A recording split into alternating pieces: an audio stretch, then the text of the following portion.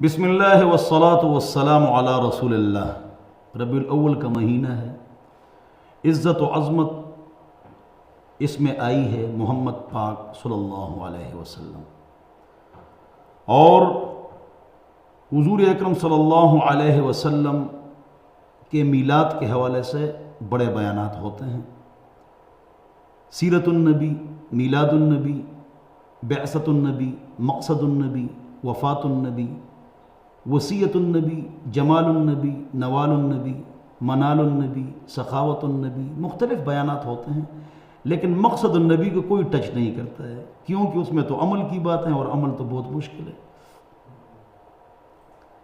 تو عمل کی باتیں ہم نہیں کرتے ہیں۔ حضور اکرم صلی اللہ علیہ وسلم اس دنیا میں تشریف کیوں لائے تھے، اس پر بات کی جائے، لیکن یہ بات ضروری ہے کہ بتائی جائے کہ حضور اکرم صلی اللہ علیہ وسلم کی پیدائش 10 محرم کو ہوئی ہے۔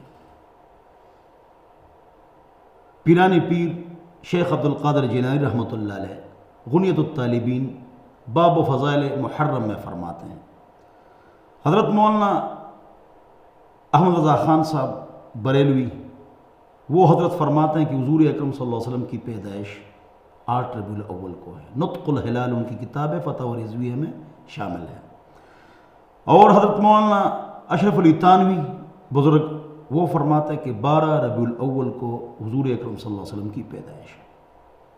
یہ جملہ بڑا اچھا ہے کہ اصح 8 ربیع الاول ہے، اشہر مشہور 12 ربیع الاول ہے، تو پیدائش میں اختلاف ہے اور وفات پر اتفاق ہے کہ 12 ربیع الاول ہے، تو اس مہینے میں حضور کا آنا بھی ہے اور جانا بھی ہے، تو ہم کو کیا کرنا چاہیے؟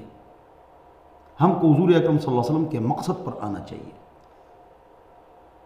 مقصد کی بات ہم کرتے نہیں ہیں، وہ کام کرتے ہیں اللہ بھی ناراض اور نبی علیہ السلام کے طریقے کی بھی مخالفت، تو وہاں چلے جائیں گے، لینے کے بجائے دینے بلکہ پٹائی ملے گی۔ اللہ ہم سب کو سمجھ عطا فرمائے۔ کل امت کے تمام مکاتب فکر کے تمام علماء کا اجماع ہے کہ میلاد حضور کی شان، سیرت اور نعت جس میں شرک و بدعت نہ ہو اور اس کے ساتھ ڈھول ڈمکے نہ ہو، تو وہ جائز ہے، درست ہے، پوری دنیا کا اس پر عمل ہے، لیکن اس کی مخالفت میں کہ ہم نعت کے ساتھ ڈھول ڈمک کے، قوالی کے ساتھ ڈھول ڈمک کے، قوالی میں انڈیا کے گانوں سے زیادہ گناہ ہے۔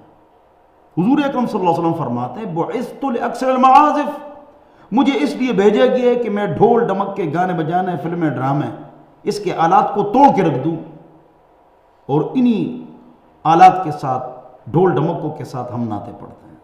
بعثت بمحق المزامیر، مجھے اس لیے بھیجا گیا ہے کہ ستار، رباب، گٹار کے تاروں کو توڑ کے رکھ دوں۔ سیکون اقواما، ان قریب کچھ لوگ آنے والے ہیں، بخاری شریف، یستحلون المعازف، وہ کہیں گے ڈھول جائز ہے، یہی امت کے خطرناک لوگ۔ تو حضور اکرم صلی اللہ علیہ وسلم اس لیے آئے تھے کہ ڈھول ڈمک کے ختم کریں، تو سارے پروگرام اگر ایک طرف رکھیں اور یہ ہم اللہ رب العزت سے معاہدہ کریں کہ آج کے بعد نماز میں سستی نہیں کریں گے، جماعت کے ساتھ 5 وقت نماز خصوصاً فجر کی یہ ہم پڑھیں گے بدن سنت کے مطابق، گانے بجانے ختم، اس پر ہم نے عمل نہیں کرنا۔ ہم نے کیا کرنا؟ ایک دیگ پکا کے سارے گناہ معاف ہو گئے، 10 محرم میں، 12 ربیع الاول میں، اور مطلب یہ کہ 15 شعبان میں۔ اس سے ہمارا کام نہیں بنے گا، کام بنے گا اللہ کا حکم اور نبی علیہ السلام کا طریقہ، اس پر آنا پڑے گا۔ پوچھتے ہیں لوگ میلاد جائز ہے ناجائز ہے؟ اگر کہو جائز ہے یہ بھی ٹھیک ہے، ناجائز ہے تو یہ بھی ٹھیک ہے۔ جائز ہے، نبی کی شان، نعت وغیرہ جو سارے علماء اس پر عمل کر رہے ہیں، ہر مکتب فکر۔ ناجائز ہے چوری کی بجلی، لائٹنگ، مرد عورتوں کا اختلاط، ڈانس، گانے بجانا، قوالی، نعتوں کے ساتھ ڈھول ڈمک کے اس کو کاروبار بنانا، اور عورتوں کی آواز کا باہر جانا، ان کی پروگرام میں شرکت، بے پردگی، یہ گناہ ہے، سب مانتے ہیں، سب کا اس پر اتفاق ہے کہ یہ کام حرام ہے۔ ہم نے اس بات کو زور دے دیا کہ وہ جھومو اور مانگو اور مناؤ، تو امت کہاں چلی گئی؟ ان کو طریقہ بتاؤ کس طرح منانا ہے، کس طرح اپنانا ہے، یہ مشن ہے یا جشن ہے، اس کو سمجھنا ہے۔ اللہ ہم سب کو سمجھ عطا فرمائے۔ تو ہم حضور اکرم صلی اللہ علیہ وسلم کے آنے کے مقاصد بیان کر رہے ہیں، یہ بھی میلاد ہے، یعنی ہم نبی علیہ السلام کے آنے کے مقاصد بیان کر رہے ہیں۔ سیرت تو حضور کے آنے کا ایک مقصد کیا ہے؟ بہت سارے مقاصد ہیں، قرآن میں 4 حدیث سے 2 بیان کرتا ہوں۔ نمبر 1 یتلو علیہم آیاتی، قرآن صحیح پڑھنا پڑھانا، یہ حضور اکرم صلی اللہ علیہ وسلم کا مقصد ہے۔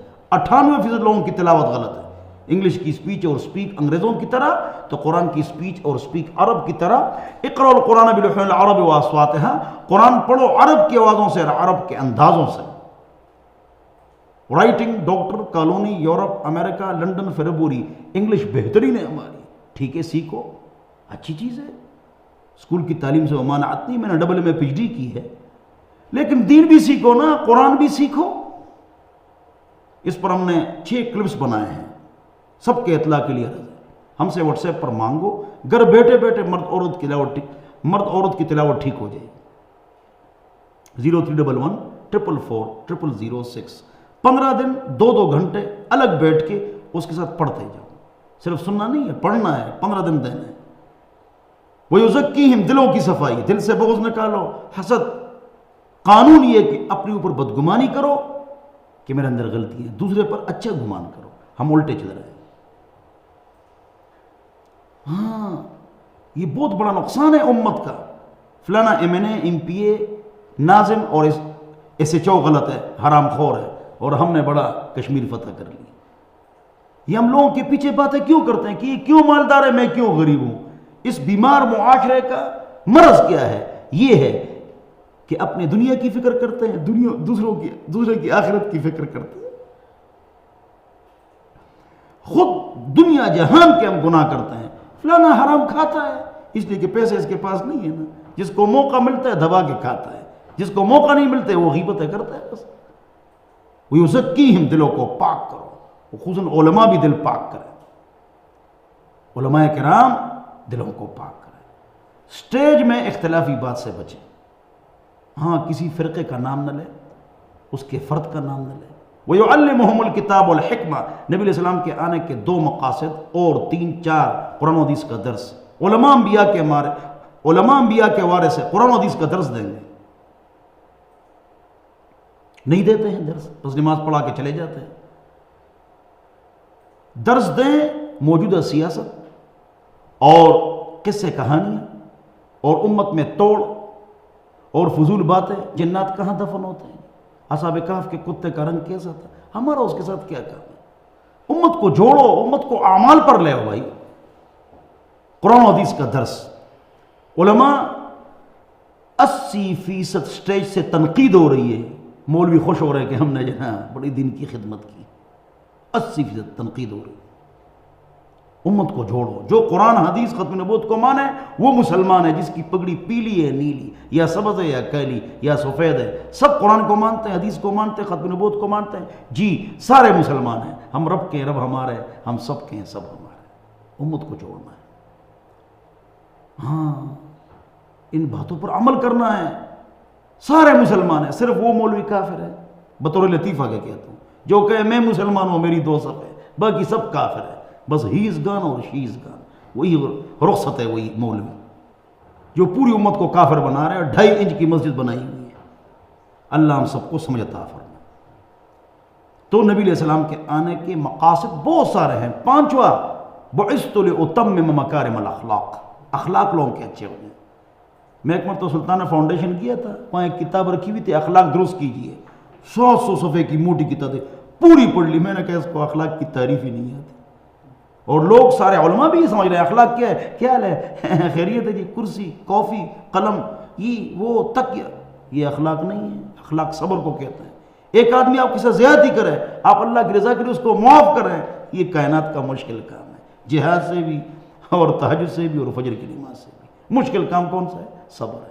پوری دنیا سے سن رہے ہو نا، صبر کرو صبر کرو صبر کرو، یعنی میں نے صبر نہیں کرنا، تم صبر کرو، صبر کرو۔ صبر مشکل کام ہے، کس سے؟ جہاد سے، فجر کی نماز سے، تہجد سے۔ اس سے مشکل ایک کام ہے، اس کے بعد کوئی مشکل نہیں، اخلاص۔ ہم اخلاص سے لگے ہوئے ہیں، آخرت میں پتہ چل جائے گا کہ اخلاص سے لگے ہوئے، فلانا قبول ہو گیا، 4 مہینے میں چلا گیا، عالم بن گیا، نہیں، قبولیت کا پتہ آخرت میں چلے گا۔ حضرت ابراہیم اسماعیل علی نبینا وعلیہ السلام نے کعبہ بنایا تو کیا کہا؟ تقبل منا، ہمارے سے یہ قبول فرما لیجئے۔ ہم کہتے ہیں قبول ہو گیا جی فلانا، آخرت میں اخلاص کا پتہ چلے گا۔ ہاں، آخری بات، بعثت لاکثر المعازف، مجھے اس لیے بھیجا گیا کہ ڈھول ڈمکے، گانے بجانے، فلمیں ڈرامے، اس کے آلات کو توڑ کے رکھ دوں۔ میرے آنے کا مقصد ہی ہے، بمحق المزامیر، مجھے بھیجا گیا کہ رباب گٹار کے تاروں کو توڑ کے رکھ دوں۔ قوالی میں انڈیا کے گانوں سے زیادہ گناہ ہے، اللہ رسول کے نام کے ساتھ ڈھول بجاتے ہیں۔ فتح علمگیری میں لکھا ہے جو قوالی کو جائز سمجھے وہ کافر ہو جاتا ہے۔ اللہ رسول کے پاک ناموں کے ساتھ ڈھول، سیکون اقواما، بخاری شریف، ان قریب کچھ لوگ آنے والے ہیں، یستحلون المعازف، حدیث لمبی ہے، میں نے ٹکڑا سنا دیا، کہ وہ کہیں گے کہ ڈھول ڈمک کے جائز ہے۔ استغفر اللہ، یہ حرام ہے، حرام ہے، حرام ہے۔ میں نے زندگی میں گانا نہیں سنا الحمدللہ۔ جی گانا روح کی غذا ہے، 10 منٹ گانا سنو یا گناہ کرو، 20 منٹ تکلیف آپ پر ضرور آئے گی۔ گانے یہ ختم کرو، جلدی سو جاؤ، صبح سویرے نماز کی جوڑ جاؤ، نماز میں سستی نہ فرمائے۔ تو حضور اکرم صلی اللہ علیہ وسلم کے آنے کے مقاصد، اس پر عمل کرو اور یہ چیزیں ختم کرو۔ حضور انتقال فرما رہے ہیں، 2 باتیں ارشاد فرما رہے ہیں، الصلاۃ الصلاۃ۔ اگلی روایت بخاری شریف کی، واستوصوا بالنساء خیرا، کہ میں تمہیں حکم دیتا ہوں، وصیت کا فاعل اللہ رسول آ جائے، ترجمہ حکم، میں تمہیں حکم دیتا ہوں کہ عورتوں کے ساتھ زیادتی نہ کرو۔ عورت نہ ریسلر ہے، اور نہ اس کے پاس جو ہے نا کراٹے اس نے سیکھی ہے، اور نہ فلینک کک وہ مار سکتی، بیچاری اس کے ایک لات مارو یا مکہ بیچاری گر جائے گی، اس کے پاس صرف زبان ہے، بس برداشت کرو، برداشت کر یا پاس کر، برداشت کرو، عورتوں کے ساتھ زیادتی مت کرو۔ خیرکم خیرکم لأہلی، تم میں سے بہتر وہ ہے جو اپنے بیویوں کے ساتھ بہتر ہو۔ سبحان اللہ۔ اور ہم کیا گھر پر آ رہے جی، 99 قتل اس نے کیے، 100 نمبر بیوی باقی ہے، اتنے غصے ہو رہے ہیں۔ حضرت عمر گھر میں ہوتے کطفل، گویا کہ وہ بچے ہیں، سبحان اللہ، ماشاء اللہ۔